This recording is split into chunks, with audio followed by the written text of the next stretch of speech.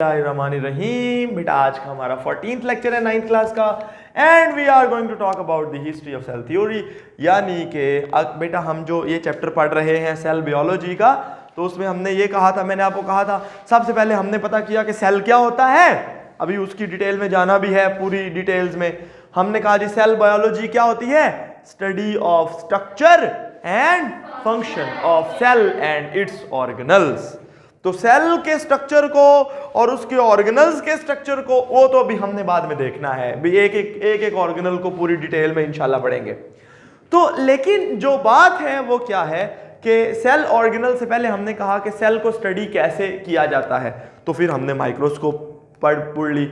अब बेटा जो हम बात करने जा रहे हैं वो ये है कि आज से पहले जिन लोगों ने सेल को स्टडी किया था वो उन्होंने क्या क्या काम किए थे, क्योंकि एक तो ये उन लोगों की कंट्रीब्यूशन, उन अजीम साइंसदानों की कंट्रीब्यूशन को उसको ट्रिब्यूट हो जाएगा। और दूसरी बात ये है कि हमें इसके अंदर हम पेपर में भी शॉर्ट क्वेश्चन या एमसीक्यू आ जाते हैं, समझ आ गई बात की। तो इसलिए हमें पढ़ना चाहिए और कि किस किस साइंसदान ने सेल थ्योरी को कायम करने में, यानी सेल्स को किस किस लेवल पे कब कब कितना कितना किसने स्टडी किया, तो हम डिस्कस करते हैं। तो राइट फ्रॉम द बिगिनिंग बेटा सबसे पहले नाम आता है, क्योंकि मुसलमानों के अलावा जो ग्रीक्स थे दे वर द ग्रेट, उस वक्त के फिलोसोफर थे। तो अरस्तु सबसे पहले। जी प्रोफेसर साहब। सर जी एक बच्चा है, इसका कल ना बायो का पेपर है, क्लास के बाद आ जाना, क्लास के बाद। अरिस्टोटल जो था बेटा वो जो है ना, अरस्तु एक बड़ा पुराना अजीम साइंसदान था और उसने ये कहा था कि लिविंग थिंग्स यानी प्लांट, अच्छा उस वक्त बेटा कोई बड़े बड़े कोई इंस्ट्रूमेंट को, माइक्रोस्कोप को, ये वो चीज़ें इजाद नहीं थी हुई। तो प्लांट्स एंड एनिमल्स, आपको पता है दो ही जिंदा चीज़ें होती हैं, तो उन्होंने कहा plant and animals have something in common. यानी ये ऐसा नहीं है, हालांकि देखो दिखने में कितने ये डिफरेंट लगते हैं कि जी लो जी प्लांट तो हैं, वो तो खड़े रहते हैं, तो वो तो ग्रीन कलर के हैं, तो ये तो वो, तो हम तो डिफरेंट है। बट उसने ये कहा कि plants and animals have something in common, there is some similarity in between them. ये अलग बात है कि वो क्या है या नहीं है वो नहीं पता अभी, बहरहाल देयर इज समथिंग। क्यों? इनकी कुछ ऐसी खुसूसियात है विच दे शेयर इन कॉमन, जो आज की साइंस प्रूव इवन करती है कि प्लांट्स एनिमल तो क्या, बैक्टीरिया में भी हमारी, जो मैं रात को पढ़ रहा था कि हमारी आंख जो है इसके इसको जो जीन्स बनाते हैं, ठीक है, जो जीन्स ये आंख बनाने के लिए रिस्पॉन्सिबल हैं, और जो कुछ केमिकल्स ऐसे हैं जो आंख के देखने के प्रोसेस में काम करते हैं, वो जीन्स और वो केमिकल्स बैक्टीरिया में भी पाए जाते हैं, पर वो वहां कोई और काम करते हैं। समझ गए? तो अब आप समझ गए कि द जिंदगी इज कनेक्टेड है। तो लेकिन उस वक्त इस बात का पता नहीं था, पर ही सेड दैट। तो ये इतनी बड़ी स्टेटमेंट बाद में काम आई लोगों के, सही है। उसके बाद बेटा जो साइंसदान, दूसरे अजीम साइंसदान जो that was the Robert Hooke. तो वो क्या है कि जी बेटा ये बड़ा इंपॉर्टेंट है, 1665 ये एमसीक्यू आता है ना, इसलिए मैंने पढ़ाया। देखो उस वक्त बेटा नई नई माइक्रोस्कोप इजाद हुई थी, मतलब किसी ने कर ली तो फिर आपने भी कर ली, आपने अपने तरीके से माइक्रोस्कोप बना दिया, आपने अपने तरीके से बना दी, तो फिर जो सी चीज भी दिखती थी ना उसको माइक्रोस्कोप के नीचे रख के देखते थे क्या है इसमें, तो देखें, है ना। साफ ज़ाहिर है कोई अगर आपने कोई नई चीज़ कर ली हो, कोई नया चीज़ बना लिया हो, तो आप हर चीज़ पे उसको अप्लाई करके देखेंगे, हाँ ये ऐसे तो नहीं है। इसकी एग्जांपल लेते हैं, जब हम पढ़ते थे तो कोई एक डिजीज़ पढ़ते थे ना, तो घर में आकर सबसे पहले अपने पे चेक करते थे कि ये मेरे को ये डिजीज़ तो नहीं है, और लगता था कि है, और घर वालों को भी देखते थे कि भाई इनको तो नहीं है, यानी क्योंकि मतलब उतनी वो चीज़ समझ नहीं होती ना। तो इसलिए शुरू में तो उन्होंने सबसे पहले क्या काम किया बेटा, उन्होंने जो भी चीज़ नज़र आ गई तो उसको माइक्रोस्कोप के नीचे, उन्होंने कुछ पौधे के ऊपर ना बेटा एक बारीक सी झिल्ली होती है, पत्ते के ऊपर भी होती है, हर पौधे के तने के ऊपर भी होती है इवन, तो वो उसको बेटा, या प्याज के ऊपर, हम ज़्यादा क्लियर हो, ये प्रैक्टिकल भी आपका आ जाएगा। उन्होंने माइक्रोस्कोप के नीचे उसको जब रख के देखा, यानी बार्क ऑफ द प्लांट के बड़े बारीक से सेक्शन को, क्योंकि आपको पता है माइक्रोस्कोप में बड़ी बारीक चीज आती है, तो बड़ा बारीक सा एक थिन सा सेक्शन लगा के उन्होंने माइक्रोस्कोप के नीचे जब रख के देखा, जो हम भी रखेंगे इंशाल्लाह प्रैक्टिकल में, तो जब देखा तो उनको कुछ खाली खाली खाने नजर आए, क्योंकि उनकी माइक्रोस्कोप इतनी पावरफुल नहीं थी, लेकिन उनको लगा कि भी ये खाली खाने ही है। तो बेटा उनको जो चीज नजर आई दैट वाज लाइक, अगर मैं उसकी सिस्टेमिक सी डायग्राम बनाऊं, जिस तरह शहद की मक्खियों का छत्ता नहीं होता, इस तरह बेतरतीब से उनको, ये तो मैं बड़े खूबसूरत बना रहा हूं, मतलब ऐसी बात भी नहीं है कि नहीं, तो इस तरह के उनको खाली खाने नजर आए और इनको उन्होंने that was he named them as cellulae. क्या नाम दिया बेटा? सेलुलाई। और उन्होंने ये आइडिया बयान किया कि जिंदा चीजें पता नहीं ये ब्लॉक से हैं, पता नहीं ये ईंटें सी हैं, इनसे बनी होती हैं, लेकिन अभी कंफर्म नहीं है। सही है। उसके बाद फिर एक और साइंसदान भी थे, वो भी बड़े अच्छे थे, उनको एंटनी वॉन ल्यूवेनहुक, बेटा AV ल्यूवेनहुक, LEE, ठीक है, ऐसे ही है ना।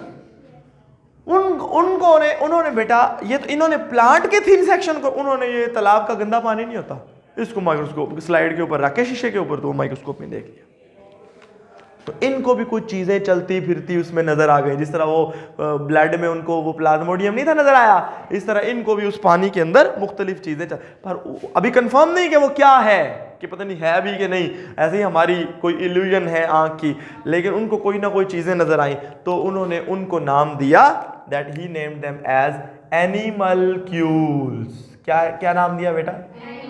एनिमल्क्यूल्स। यहां तक तकरीबन ब्रेक लग गई, अब काम जो है वो एक तरह से यानी ठप हो जाता है। रुक आप बेटा, साइंस, आप अगर साइंसदान है इसका मतलब ये नहीं है कि आपकी ज़िंदगी में ही आपका काम सराहा जाएगा और पता चलेगा। वो हो सकता है लोगों को आपके काम की खबर ही, मेंडल जो था ना जिसने बायोलॉजी में 2 कवानीन दिए, तो उसके काम की खबर उसके मरने के बाद लोगों ने उसको रिकग्नाइज किया था। जब वो था तो जब उसने ये शाया किया था तो किसी ने उसको मुंह भी नहीं लगाया था तो ये तो आपको समझ आ गई बेटा। उसके बाद एक और साइंसदान थे जिनका नाम था जेन बाप्टिस्ट डी लामार्क। ठीक है जी, इन्होंने जो आइडिया बयान किया ना, ये MCQ आ जाते हैं शॉर्ट में, ठीक है। इन्होंने जो आइडिया बयान किया ना, इधर देखें, अब इनकी बात में दम कितना है चेक करें। उन्होंने कहा कोई जिंदा चीज जिंदा हो ही नहीं सकती जब तक वो सेल्स की ना बने। तब तक ये सेल्स का कॉन्सेप्ट आ गया था। वो जो सेलुलाई वाली बात थी ना, वो मतलब इनको सेल्स का एक यानी नाम आना शुरू हो गया। तो उन्होंने कहा था कि all the living things are made up of cells. बात सिंपल यही आ गई, यानी nothing can have life if it is not made up of cell और सेल लाइक समथिंग। ये तुम क्लास में खाने आओ, ये रेस्टोरेंट है? सो क्या हुआ कि nothing can have life if it is not made up of, इसको फेंक क्या हुआ है? Nothing can have life if it is not made up of cell और cell like कुछ भी चीज। ठीक है जी। तो बेटा ये उनका था, यानी अगर मैं लिखवाऊं तो मैं ये लिखूंगा all living things are made up of cells। ये पहला पॉइंट आपने याद रखना है। अब मैं दूसरे पॉइंट यहां लिखूंगा और नए साइंसदान इधर लिखूंगा कि ये सेल थ्योरी बन रही है। ठीक है, समझ गए? उसके बाद बच्चों एक जो और अच्छा, इस बात को अब देखें ना जी, आपने गल तो कर दी, आप प्रूव तो करें हैं। तो इस बात को प्रूव करने के लिए 2 साइंसदान थे। ठीक है जी, their names was the Matthias Schleiden and Theodor Schwann. सही है, क्या नाम थे? क्या हुआ बेटा? तो एक one thing was that is Matthias Schleiden, हाँ वो एक मिनट ठहरे, मैथियस श्लेडन एंड थ्यूडर शुआन, ये 2 साइंसदान थे। अब असल में ये आइडिया को पहले प्रूव कर लें, फिर ब्राउन पे आ जाएंगे 1831। बेटा श्लेडन और शुआन ने क्या किया, इनमें से एक बॉटनिस्ट था और एक ज़ूलॉजिस्ट था। मेरे ख्याल से श्लेडन ज़ूलॉजिस्ट था और जो शुआन था वो बॉटनिस्ट। ऐसे ही है कि नहीं? उल्टा, श्लेडन क्या था? बॉटनिस्ट था और शुआन ज़ूलॉजिस्ट। ये दोनों जर्मन साइंसदान थे। तो बेटा इन लोगों ने जो इन्होंने प्लांट्स के ऊपर और इन्होंने एनिमल्स के ऊपर मुख्तलिफ तजर्बात किए, उनके टिश्यू प्लांट्स के लेके माइक्रोस्कोप में देखते गए और ये एनिमल्स, तो इन्होंने काफ़ी सारे तजर्बात करने के बाद ये राय कायम की कि ये गल सही है। इन्होंने कहा all the plants are made up of cells और इन्होंने कहा all the animals are made up of cells. तो इस बात को इन्होंने प्रूव किया और इस बात के ऊपर जो मोहर लगी वो लुईस पास्चर की थी। उन्होंने वो अभी किताब में नहीं लिखा, उन्होंने कहा यस बैक्टीरिया भी जिंदा सेल्स हैं और उन्होंने कहा वो हवा में होते हैं जो खाने पीने की चीज़ों को ख़राब करते हैं। वो तो आप वो और बात है जो आप कहेंगे ना, जो पोस्ट पास्चर ने जो विर्चो के हाइपोथेसिस को दिया था वो that is something else. Clear होगी बात, समझ आ गया बेटा? तो ये अब उसके बाद चूंकि यहां तक ये आइडिया चला आ रहा था कि जो है ना जी सेल्स खाली होते हैं अंदर से, भी वेले हैं भी ये ऐसे, लेकिन जब जैसे जैसे बेटा माइक्रोस्कोपी में एडवांसमेंट आई और नई नई टेक्निक्स भी डेवलप हुई तो उससे पता चला कि नहीं। तो 1831 में बेटा, ठीक है, जो रॉबर्ट ब्राउन थे उन्होंने न्यूक्लियस दरियाफ्त किया, ये एमसीक्यू आ जाता है, जिससे वो आइडिया कि जी ये खाली जो सेल्स हैं, बेटा समझ आ रही है जिक्रिया, सेल्स आर एम्प्टी, आपको समझ आ रही? तो जो है सेल्स आर एम्प्टी, वो ये वाली बात अब खत्म हो गई और सेल्स एक एम्प्टी स्पेस नहीं है। ठीक है जी, ये एमसीक्यू आता है, किसने साबित किया? तो आपको चल गया रॉबर्ट ब्राउन ने। क्लियर हो गई? अब बेटा ये वाली बात सेल थ्योरी का पहला पार्ट बन चुका है, सही है। और दूसरी बात यह है, सवाल एक पैदा होता है sir, what is the cell? What is the cell? तो बेटा सेल की डेफिनेशन के तौर पे हम एक बात लिखते हैं, वैसे तो cell is the smallest living thing and the basic structural, ये हमने पढ़ी हुई बात इसलिए मैंने लिखी नहीं, basic structural and functional unit of life. यानी इसका मतलब ये हुआ बेटा, मैं अगर एक जिंदा चीज हूं तो मेरी बॉडी सेल्स की बनी हुई है, क्योंकि ये दीवार है, इसका स्ट्रक्चरल यूनिट ईंट है और जो ईंटों को जोड़ जोड़ के ये दीवार बनी है, इस तरह सेल्स को जोड़ जोड़ के मैं बने हैं, हम बने। समझ गए जी बात को? तो स्ट्रक्चरल यूनिट। अब फंक्शनल यूनिट एक बड़ी अहम बात है बेटा, मेरे अंदर जो चीज काम कर रही है, क्या मेरे अंदर को मजदूर लगे हुए हैं या मेरे अंदर कोई ऑटोमेटिक कोई मशीनें लगी हुई? नहीं ना, मेरे अंदर भी सेल्स काम कर रहे हैं। तो जो मेरी बॉडी का काम है वो भी सेल्स करते हैं, तो सेल्स भी एक फंक्शनल यूनिट होते हैं। समझ आ गई बात की? जिस तरह इसकी एग्जांपल आप देखते हैं कि एक बंदा है, उसने कपड़े सीने वाली एक फैक्ट्री लगाई है, तो हर एक उसमें 50 मशीनें हैं। देखो एक मशीन भी कपड़े सी सकती है ना, एक मशीन एक फंक्शनल यूनिट है, दूसरी दूसरा, और 50 मतलब 50 फंक्शनल यूनिट हैं जो काम कर रहे हैं और ओवरऑल फैक्ट्री का काम चल रहा है। अगर वो एक फैक्ट्री भी होती, यानी अगर हमारी बॉडी एक सेल की भी बनी होती, तब भी हम जिंदा होते, तब भी वो सारे जिंदा चीजों की जो खुसूसियात आपने पहले चैप्टर में पढ़ी थी कि वो इन्वायरमेंट को रिस्पॉन्ड करते हैं, वो ग्रो करते हैं, वो रिप्रोड्यूस करते हैं, वो खाते हैं, वो सांस लेते हैं, वो वेस्ट मटेरियल प्रोड्यूस करते हैं, उनमें मेटाबॉलिज्म होता है। ये सारी बातें आपने जिंदा चीजों के बारे में मैंने आपको पढ़ाई थी कि सर आप साबित करें, जब मैंने आपसे बेटा सवाल पूछा था आप साबित करो कि आप जिंदा हैं, तो ये आपको लग गया पता कि जो cell is the basic structural and functional unit of life.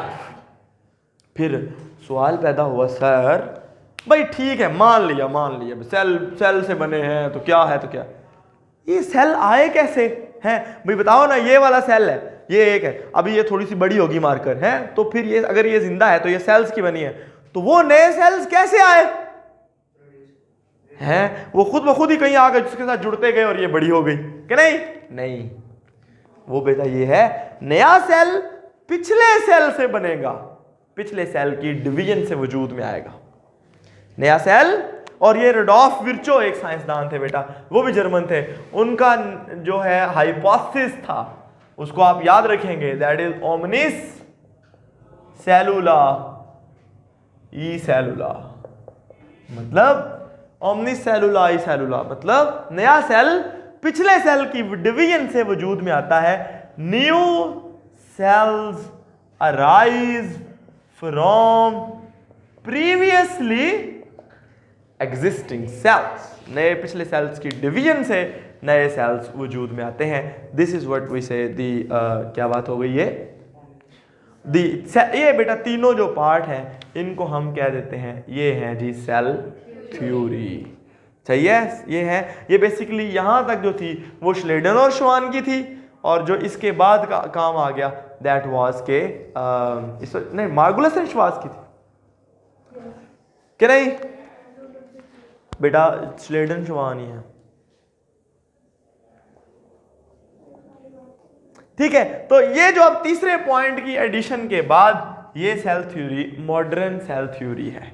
अगर अभी भी आप कोई चीज को लेके आएंगे मेरे सामने के साथ ये एक जिंदा चीज है, तो मैं परखूंगा कि क्या वो इस थ्योरी के ऊपर पूरी उतरती है, क्या वो it is made up of cells, क्या उसके यानी समझ रहे हैं ना आप बात को। तो अगर वो चीज जिंदा चीज है तो उसे सेल्स का बना होना चाहिए। जो चीज सेल की नहीं बनी हुई, जो चूंकि हम वायरस के बारे में बड़ी बात करके आए हैं, पर वायरस जिंदा नहीं है, they are non living thing, they just behave as living thing when they are inside the cell. आपने ये बात पढ़ी हुई कि नहीं पढ़ी हुई? तो अब मैं आपको वायरस के बारे में थोड़ा, तो बेटा यहां तक ये यहां तक जो हमने हर एक साइंसदान की कंट्रीब्यूशन पढ़ी है, ये शॉर्ट है। ये सेल थ्योरी बड़ी है, मैं किसने पेश की, कब पेश की, और इसके तीनों पॉइंट, ये शॉर्ट है। सही है, बहुत अहम शॉर्ट क्वेश्चन है। और उसके बाद एक नई चीज के बेटा जो सब सेलुलर होती हैं चीजें, यानी सर आप ऑर्गेनल्स की बात करें या फिर जो ए सेलुलर होती हैं, जो चीज सेल की बनी ही नहीं होती, आप उसको क्या गिनते हैं? क्या वो जिंदा है, क्या वो नहीं है? फिर आप उनके बारे में बताएं। तो बेटा जो चीज सब सेलुलर होती है, जो सेल के अंदर होती है, वो तो जिंदा चीज नहीं होती ना, वो सेल का पार्ट होती है। सही है, और जो सेल कम सबसे छोटी चीज स्मॉलेस्ट लिविंग थिंग क्या है? एक सेल। ठीक, पूरा सेल। ठीक है जी, उसमें ऑर्गेनल्स होते हैं, वो हम पढ़ेंगे आगे। उसमें ऑर्गेनल्स होते हैं, एक मेम्ब्रेन होती है और एक साइटोप्लाज्म होता है, हम डिस्कस करेंगे। ठीक है जी, अभी उसके बारे में। तो सब सेलुलर एंड ए सेलुलर का मतलब वो चीजें जो जिनमें सेल हो ही ना, और ये विद इन द सेल। तो बेटा ये सारी नॉन लिविंग थिंग है। For example virus, for example viroids, for example prions, और 100 चीजें। so they are not made up of cells, so they are non-living things and we consider them virus के बारे में बस ये है, they only behave as living things when they are inside the cell। और वो बिहेवियर में भी जिंदा चीजों के तौर पे सिर्फ एक खसूसियत जिंदा चीजों की शो करते हैं, वो अपने आप को कॉपी करते हैं, रेप्लिकेट करते हैं, नई कॉपीज बनाते हैं। उसको इवन हम रिप्रोड्यूस भी नहीं कहते, अपनी रिप्रोडक्शन भी नहीं कहते, उसे हम क्या कहते हैं? रेप्लिकेशन, कि वो बस कॉपी की, फोटोकॉपी की तरह। सही है जी। तो बेटा कोई सवाल है तो पूछे। हफ्सा बेटा,